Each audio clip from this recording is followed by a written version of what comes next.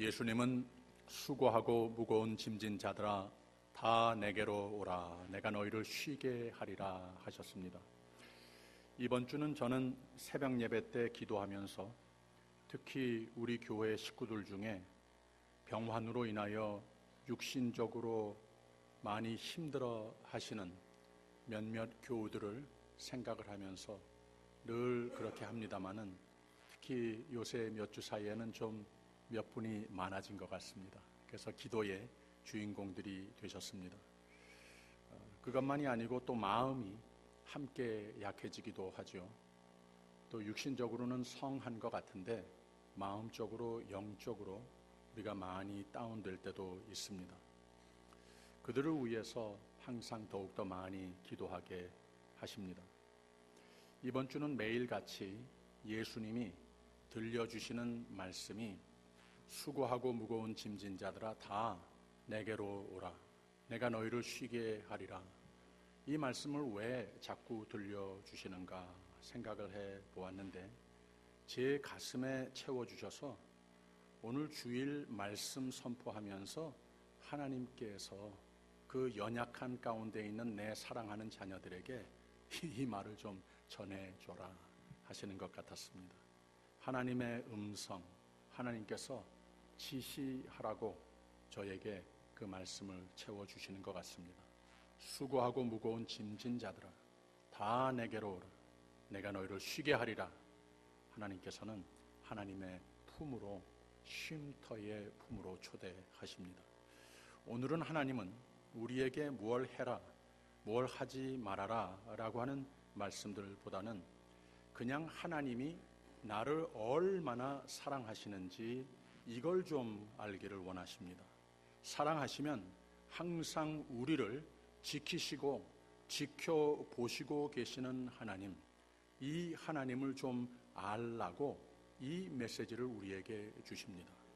우리를 구원하시기 전에는 우리를 회복하시고 평강으로 강건함으로 다시 세우시기 전에는 가만 안 계시는 하나님이심을 보게 하십니다. 이 하나님을 오늘 예배드리는 가운데에 가슴속에 확신하며 우리의 삶의 터전으로 돌아가는 은혜가 있기를 바랍니다. 이 시의 저자는 하나님의 구원의 능력을 체험한 사람이었습니다. 하나님의 보호하심 아래 거하는 자의 안전함을 확실함을 선포하는 시가 됩니다. 다윗의 모든 시들이 참 이 같은 신앙 고백을 하는 겁니다. 하나님뿐이다. 하나님은 분명하다. 어떤 때는 매우 원망스럽고 항의스러운 기도문으로 시작이 되지만 늘 마지막 부분에 가서는 나를 후대하시는 하나님을 찬양하는 소리로 오히려 감사하는 소리로 바뀌면서 시편을 마무리합니다. 하나님께서 우리를 보시는 하나님, 우리를 지키시는 하나님, 아마 시편의 대부분의 내용이 그 내용을 담고 있을 겁니다. 아마 성경 전부의 대부분의 내용이 바로 그 내용을 담고 있을 겁니다. 하나님께서 어떤 마음을 가지고 계시는가 이것을 분명히 주는 진리라고 하는 거예요.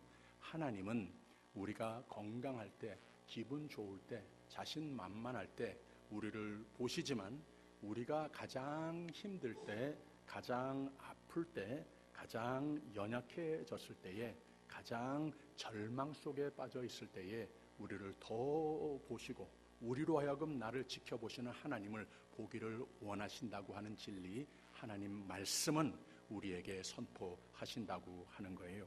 오늘 말씀의 1절을 다시 보면 지존자의 은밀한 곳에 거하는 자는 전능하신 자의 그늘 아래 거하리로다 그랬습니다. 여러분 아십니다마는 지존자라고 하는 말, most high, 가장 높으신 분이라고 말을 하고 있습니다. 가장 높으시면 그 아래, 그 위에는 아무것도 없다고 하는 거예요. 이 가장 높으신 곳에 계신 하나님이 나를 보시는 것이 중요하다고 하는 거예요. 은밀한 곳, 바로 가장 높으신 하나님이 나의 요새, 나의 쉘터, 나의 보호막, 나의 안식처가 되셔야 한다고 하는 고백을 하고 있습니다. 그의 그늘 아래, 그 보호 아래 거하리로다. 성도가 할 일을 분명히 가르쳐주고 있는데 하나님을 가장 높으신 분, 즉 하나님을 하나님으로 경외하고 의지하는 삶이 돼야 한다고 하는 거예요. 하나님께서 하시는 일이 분명히 있는데 그의 그늘 아래, 그의 보호 아래 우리를 붙잡아 거기 두신다고 하는 겁니다. 그래서 덧붙여 고백하는 것이 2절에 뭐라고 그랬는가 하면 내가 여호와를 가리켜 말하기를 저는 나의 피난처요 나의 요새요 나의 의뢰하는 하나님이라 하리니 그랬습니다. 이렇게 하나님을 내가 잘 알고 있느냐고 하는 거죠. 어떤 상황과 여건에 내가 처해 있더라 하더라도 내가 이 하나님을 찬양하는 삶을 살고 있느냐고 하는 겁니다. 하나님이 나의 분명한 피난처 되시냐고 하는 말입니다. 하나님이 나의 요새이시고 하나님이 나의 의뢰할 분, 나의 오직 믿음의 대상은 오직 하나님뿐이라고 하는 이 찬양을 우리는 살고 있냐고 하는 거죠. 그 다음에 몇 가지 어떻게 하나님이 나의 피난처가 되시는가, 요새 보호가 되심을 나열하고 있습니다. 어떻게 하나님께서 나의 믿음의 대상이 될 수 있는 것인가 구체적으로 가르쳐주고 있습니다. 3절에 가서는 이는 저가 너를 새 사냥꾼의 올무에서와 극한 연병에서 건지실 것임이로다. 나를 두고 하는 말이라고 하는 거예요. 사냥꾼의 올무라고 하는 표현은 시적인 표현으로서 이 세상의 해와 악, 마귀의 모든 괴계, 모든 수작, 그런 것에서 다 구원하시는 하나님이시라고 하는 겁니다. 사탄의 모든 괴계에서 구원하시는 하나님이심을 내가 확실히 알고 사냐고 하는 거예요.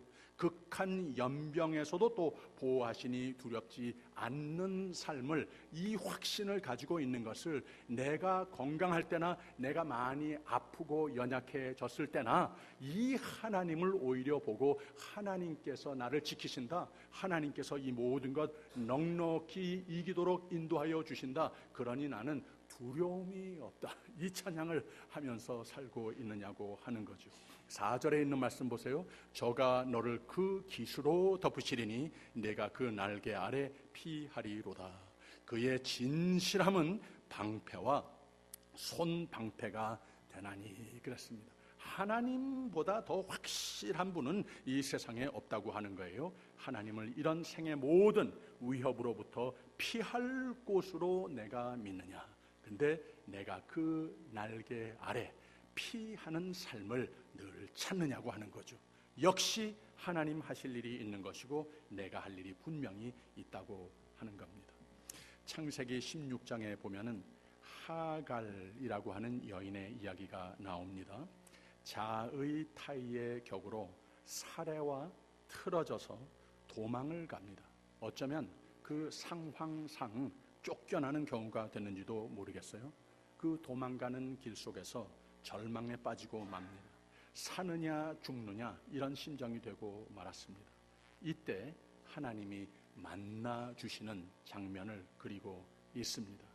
내가 어디로 와서 어디를 가느냐, 바삐 돌아가는 인생을 사는 가운데에 하나님께서 찾아오셔서 리마인드를 하시는 거예요. 왜? 바로 이렇게 절망 속에 빠질 수도 있기 때문에 내가 잘 나갈 때에는 괜찮은데 절망 속에 빠졌을 때에, 포기하고 싶을 상황에 빠져져 있을 때에, 죽고 싶을 때에, 그런 상황에서 내가 매우 힘들어지고 거기에서 헤쳐날 길이 없다고 하는 거예요. 바삐 돌아가는 삶, 모든 꿈을 품고 열심히 사는 것 참 중요한데 어디에서 와서 어디로 가느냐, 그 도중에 내가 누구를 보고 누구를 믿고 누가 너를 지킨다고 하는 이 사실, 이 진리를 안고 어디로 와서 어디로 가느냐, 이 질문을 하고 있는 겁니다. 하갈이 자기에게 찾아와 천사가 하나님께서 너를 지켜주신다 하는 선포를 할 때에 You are El Roy라고 그랬습니다. 나를 보시는 하나님이시라고 그랬습니다. 내가 하나님 앞에 나와서 모든 것이 평탄할 때에, 주님 앞에 예배드릴 때에 하나님이 보이는 듯 합니다. 그런데 하나님께서 더 큰 관심사는 무엇인가 하면 내가 절망 속에 있을 때에, 캄캄할 때에, 아무것도 안 보일 때에, 사람도 믿을 사람 하나도 없고 의지할 때 아무것도 없어진 그때에 하나님께서 나를 보고 계시는 그 하나님을 보란 말이에요. 하나님께서 보이시냐고 하는 말입니다. 이 도전을 바로 천사가 와서 하는 겁니다. 내가 다 본다고 하는 것, 내가 너를 보호하리라, 내가 너를 축복하리라, 이 하나님을 보고 듣느냐고 하는 겁니다. 바로 하나님께서 만나주시는, 언제였습니까? 가장 낮은 곳에, 가장 절망 속에, 어두움 속에 있을 때에 내가 사느냐 죽느냐, 이런 상황에서 하나님께서 찾아오셔서 하나님을 보게 하셨는데, 나를 지켜보시는 하나님을 확신하게 해 주었을 때에 하갈이 신앙 고백을 합니다.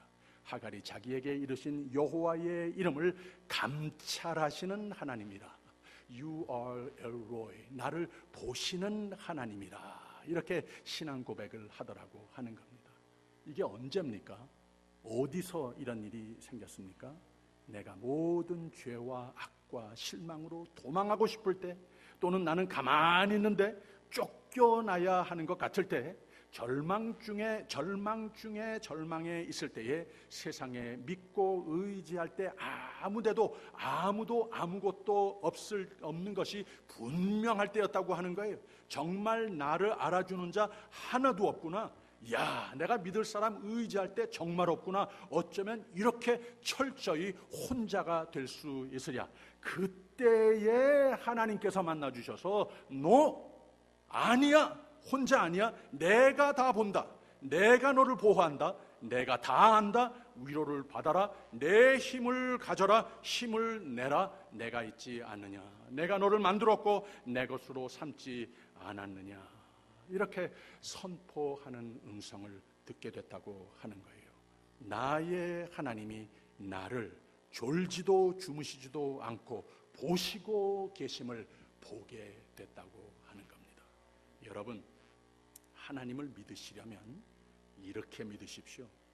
어디서 이 하나님이 나를 만나 주시는가, 어디서 나를 보시고 계시는가 확실히 알고 사십시오.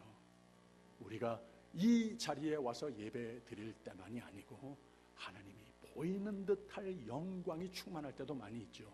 그러나 정말 나 혼자 됐다고 생각했을 때, 정말 가장 밑바닥으로 됐다고 생각할 때에 나에게 내일이라고 있을까?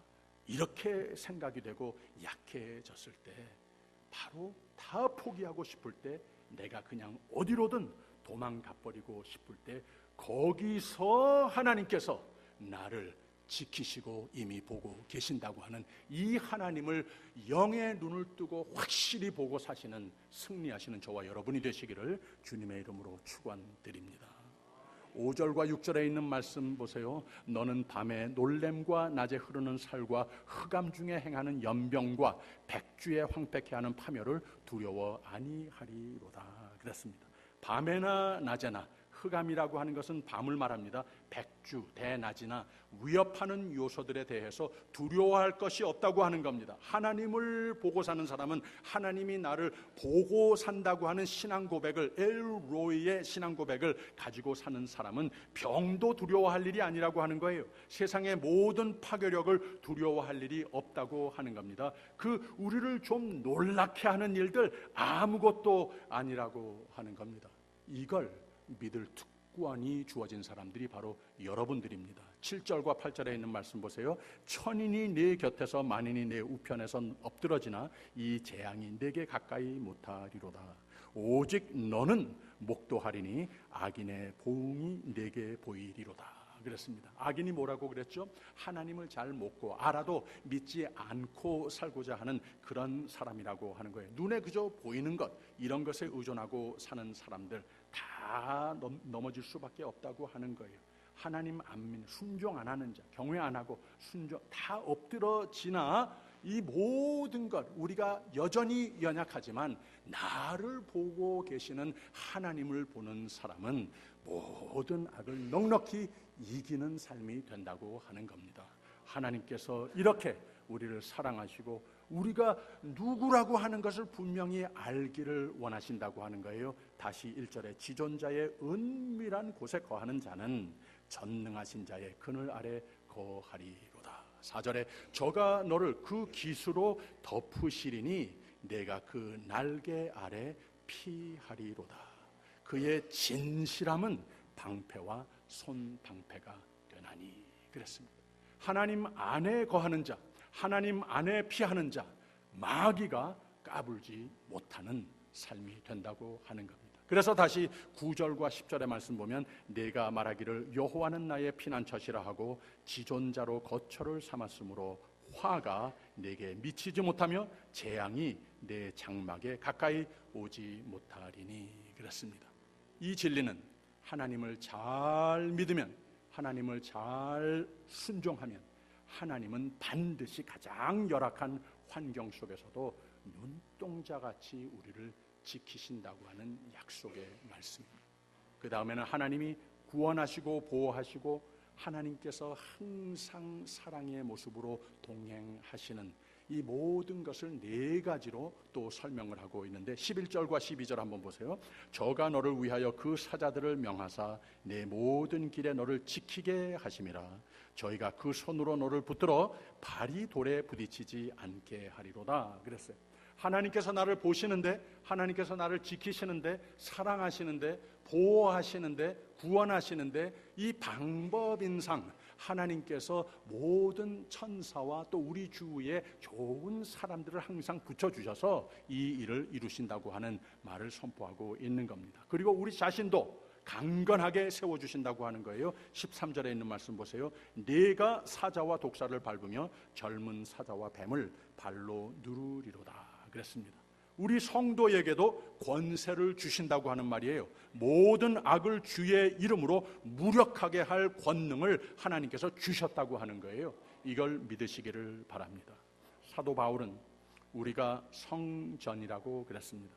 그 의미는 우리의 삶으로 하나님 앞에 예배하듯 사는 삶이 돼야 한다라고 하는 뜻이고, 그 삶을 하나님이 권능으로 거하시는 하나님의 집같이 된다고 축복해 주신다고 하는 말입니다.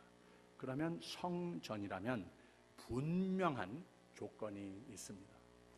열왕기상 공부하는 가운데에 솔로몬이 하나님의 성전을 지었을 때에, 그리고 그 다음에 곧 이어서 자기의 왕궁을 지었을 때에 설계상, 매우 신앙 고백적인 설계가 나타나는 것을 알 수가 있습니다. 성전을 짓고 나서 곧 이어서 자기의 궁을 지었는데 어떻게 어디다가 지었는가 하면 우선 하나님의 성전을 지은 것 자체가 예수님께서 가르치신 바 그대로 하나님의 마음에 드시는 신앙 고백이었지만 하나님의 나라와 하나님의 의를 먼저 구하는 삶이 돼서 내 삶의 모든 것을 다 채우시는 바로 그 신앙 고백도 됐지만, 자기가 거할 집을 하나님의 성전과 마주보고 세워져 있게 짓더라고 하는 거예요. 그래서 내가 사는 삶 가운데에 이 성전 안에서만이 아니라 내 삶의 터전에서 항상 하나님과 페이스 투 페이스 하는 삶을 다짐하는 이 신앙 고백이 담겨져 있는 설계도라고 하는 겁니다.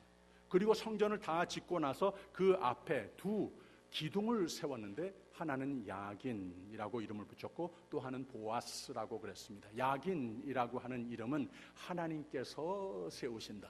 내 삶은 성전에 들어갈 때에 모든 성도들이 볼 수 있도록 바로 그 신앙 고백에 기둥이 세워졌다는 거예요. 하나님께서 세우신 성전도 돼야 하겠지만 성전같이 돼야 할 나의 삶이 하나님께서 일하시는 곳이 돼야 되겠다. 하나님이 주인이 되시는 내 삶이 돼야 되겠다. 이 신앙 고백하면서 들어가는 거예요. 나오면서도 그 기둥 보면서 나오는 거예요. 그리고 보아스라고 하는 뜻은 하나님은 능력이시다. 이 뜻을 가지고 있습니다. 내 힘으로 사는 것이 아니고 하나님의 힘으로 나는 사는 것이다. 내가 보이는 것, 내가 손에 들고 있는 것, 이것으로 사는 것이 아니고 하나님께서 나를 보시고 계시면 됐다. 하나님이 하나님의 능력으로 나를 지키시고 인도하시면 됐다. 이 신앙 고백으로 애당초 내가 나 된 것, 나를 만드신 것 하나님의 하신 일이시고 하나님께서 매일매일 매사에 승리의 삶이 되기 위해서 좋은 사람들이 내 주위에 많이 있는 것 참 도움이 되겠지만, 좋은 여건들 큰 도움이 되겠지만 하나님께서 그의 능력으로 지으시는 집이 되면 다 됐다고 하는 이 신앙 고백을 그 설계 속에서 우리가 발견하게 되더라고 하는 겁니다. 베드로가 예수님께서 너는 내가 누구라고 생각하느냐 했을 때 주는 그리스도시요 살아계신 하나님의 아들이시니이다 그랬습니다. 사실 이 원래 솔로몬이 성전을 건축했던 그 같은 신앙 고백을 베드로가 하더라고 하는 거예요. 하나님께서 나를 나 됨으로 나에게 생명 주신 분이십니다. 그리고 주께서는 나의 힘이 되십니다. 내가 할 수 있는 것이 아닙니다. 하나님 아들이신 하나님이신 그리스도께서 예수 그리스도께 내가 붙어 살면 되겠습니다. 이 신앙 고백을 하는 거예요. 바로 이 신앙 고백이 있는 가운데에 예수님께서 그 위에 내 신앙 고백 위에 내 교회를 세운다 그랬습니다. 그리고 내 교회를 세우면 흑암의 권세가 모든 이 음부의 권세가 이기지 못하리라 그랬어요. 근데 음부의 권세라고 한국말로는 번역이 되어 있는데 원래 히브리어에는 뭐라고 표현되어 있는가 하면 조금 더 시적인 표현으로 이 음부의 문이 이기지 못하리라. The gates of Hades will not prevail. 이렇게 말을 했어요.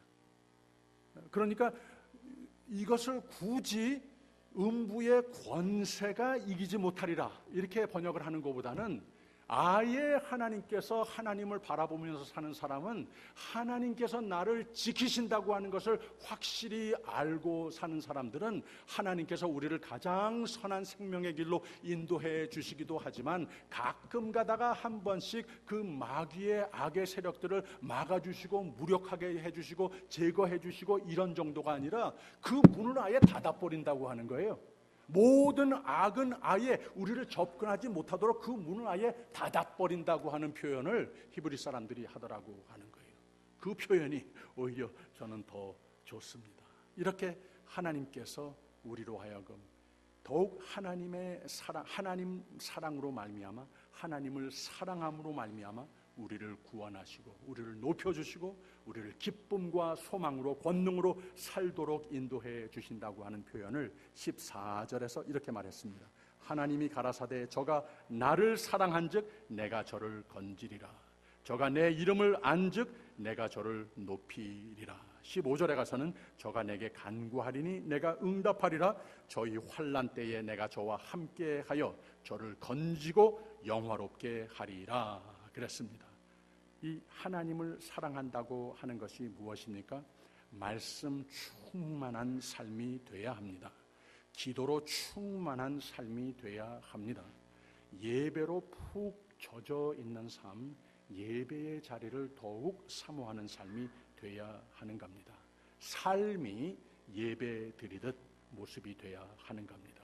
하나님의 나라, 의의를 먼저 구하는 삶이 돼야 하는 겁니다. 이 모든 것이 내가 하나님 사랑합니다. 하나님께서 인정하신다는 거예요. 그러면 우리를 높여주십니다. 기쁨과 소망으로 권능으로 살도록 하신다고 하는 말입니다. 하나님께 간구하리니 이렇게 하나님께서 사랑하시고 하나님께서 늘 보시고 하나님께서 나를 보심을 보는 자들 그들의 모든 기도는 하나님께서 물론 응답하시고 눈동자같이 보호하여 주시고 영화롭게 기쁨과 소망으로 권능으로 살도록 해 주신다고 하는 겁니다. 그래서 이 네 가지로 하나님께서 지존자이시라고 지존자의 은밀한 곳에 거하는 자는 전능하신 자의 그늘 아래 거하리로다. 그리고 16절에 제일 마지막에 가서 이 믿음으로 이 신앙 고백으로 사는 사람들의 하나님께서 채우시는 축복을 선포하고 있습니다. 내가 장수함으로 저를 만족해 하며 나의 구원으로 보이리라 하시도다 그랬습니다. 이 생애에는 물론 영생에 이어지기까지 만족해 축복에서 축복으로 이어지는 생애가 된다고 하는 말입니다. 그러면 다 된 것 아니겠습니까? 하나님께서 우리에게 부어주시는 이 귀한 찬송으로 이 믿음 확신의 신앙 고백으로 늘 승리하는 하나님께서 나를 항상 보고 계시다고 하는 이 확신으로 사는 저와 여러분이 되시기를 주님의 이름으로 축원합니다. 김영학 집사님께서 이런 재미있는 얘기를 해주셨어요. 찬송가 432장, 이제 조금 있다가 우리가 부를 텐데요. 너 근심 걱정 말아라. 이 찬송가는 1904년에 캐나다의 한 부부가, 목회자 부부가 근심 걱정 많은 세상에 하나님이 말씀으로 위로와 안심을 주신 간증이 있어서, 부인은 또 시인인데 이 남편은 또 부인이 작사를 하고 남편이 작곡을 해서 만들어진 찬송가라고 합니다. 시빌라 더피 마틴이라고 하는 이 사모가 목사를 도와서 열정으로 기쁨과 감사의 삶을 이어가고 있는 중에 그만 젊은 나이에 부인이 몸이 약해졌습니다. 종종 병석에 누워있게 됐고 남편 목사만 이리 뛰고 저리 뛰면서 목회를 감당하여야 하는 날들이 점점 더 많아졌습니다.